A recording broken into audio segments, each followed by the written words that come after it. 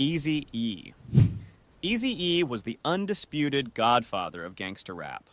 He built a massive empire with NWA, defined an entire era of West Coast hip-hop, but his death is one of the most shocking, rapid, and painful declines in music history. In early February 1995, Eazy developed a severe, persistent cough that just wouldn't go away. He thought it was just asthma acting up, or maybe a really bad cold, so he checked into Cedars-Sinai Medical Center in Los Angeles to get it checked out. The doctors ran a battery of tests, and the diagnosis they handed him was an absolute death sentence. He had HIV/AIDS, and it was already in an extremely advanced stage. What makes Eazy's case so terrifying is the sheer violent speed of his deterioration. We're talking about a timeline of roughly one single month from the moment of diagnosis to his death. In his final weeks, his immune system was completely non-existent, and his body was ravaged by opportunistic infections.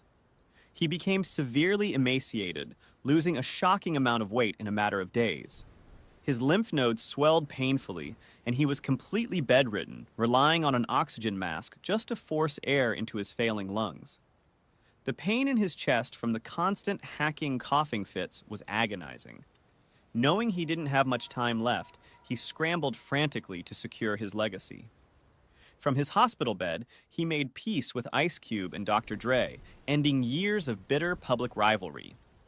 On March 26, 1995, just weeks after walking into that hospital, Eazy-E died at the age of 30. It was a horrific, suffocating end for Dudley Moore. Dudley Moore was a comedic genius, a brilliant, classically trained pianist, and the lovable, energetic star of massive Hollywood hits like Arthur and Tin. He was known worldwide for his incredible physical energy, his sharp wit, and his highly expressive face. But the rare disease that ultimately killed him seemed almost cruelly designed to target his specific talents, slowly stripping away his ability to move, speak, and express himself.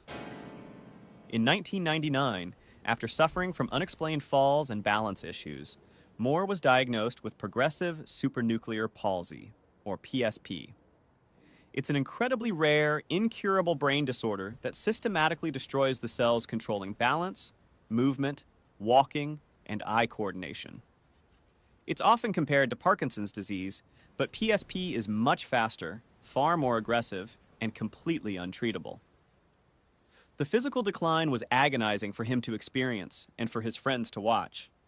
Moore, a man who made his living through precise physical comedy and rapid-fire witty dialogue, slowly lost control of his own body.